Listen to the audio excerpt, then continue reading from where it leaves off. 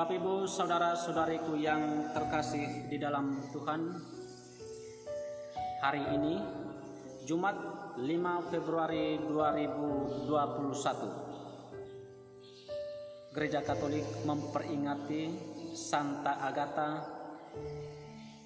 perawan dan martir.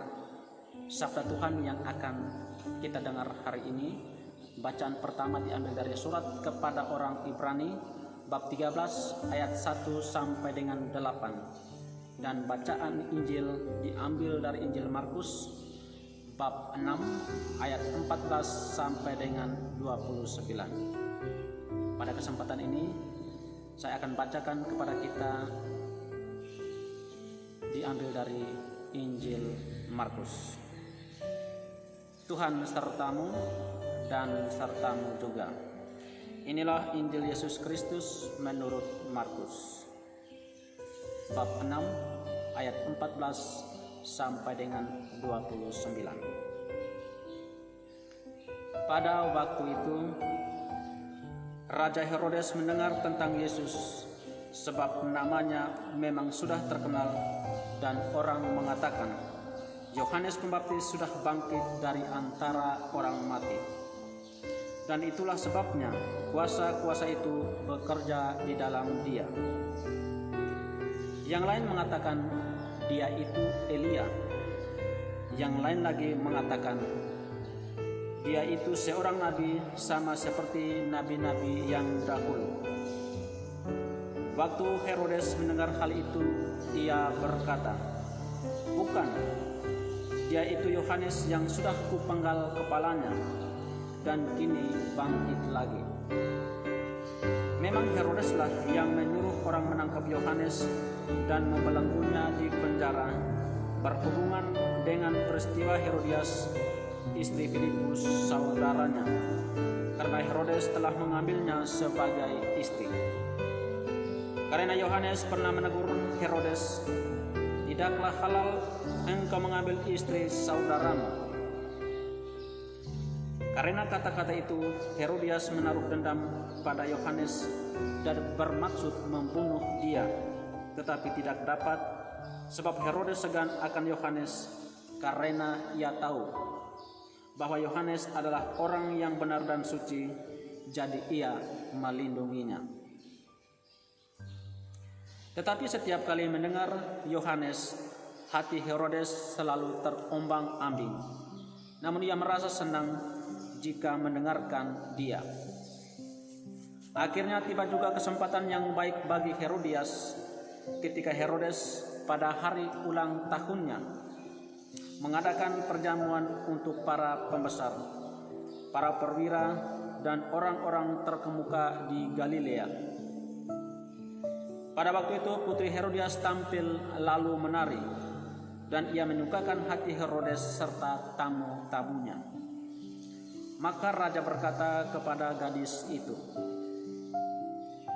mintalah daripadaku apa saja yang kau ingini, maka akan kuberikan kepadamu.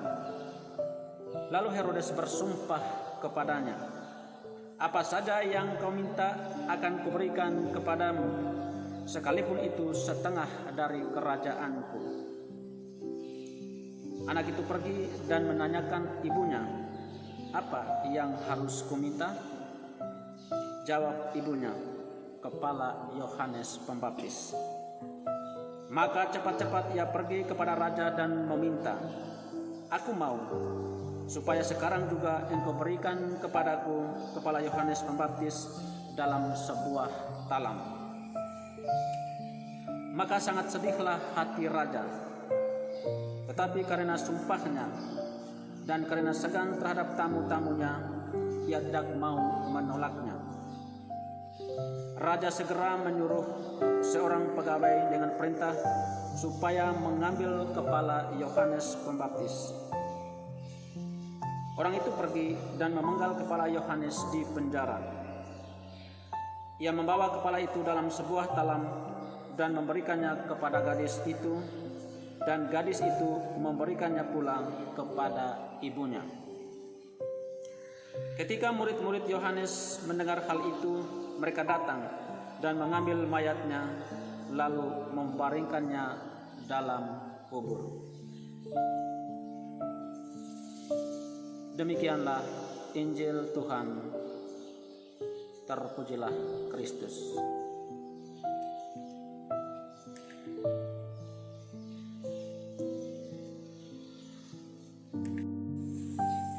Bapak Ibu, saudara-saudariku yang terkasih, pantun-pantun nasihat rohani kini saya akan hadirkan kembali untuk kita sekalian dalam edisi hari ini, Jumat 5 Februari 2021.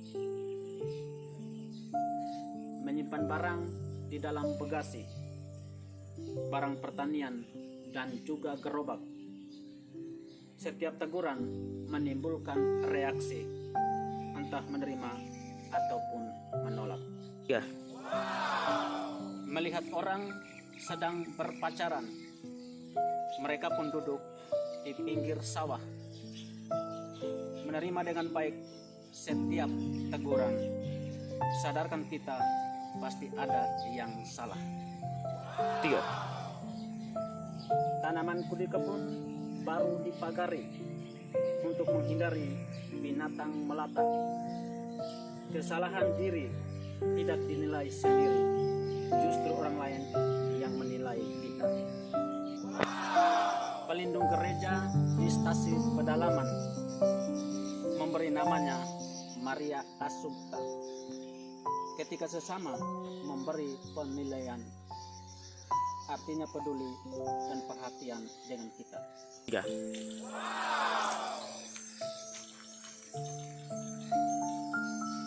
Sudah kubaca sebuah buku cerita tentang seorang sutradara. Kepedulian sesama terhadap kita. Sebagai umat beriman, kita bersaudara.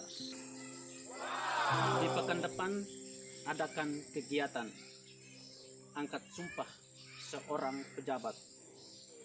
Sebagai saudara di dalam Tuhan, bersedia menerima setiap nasihat.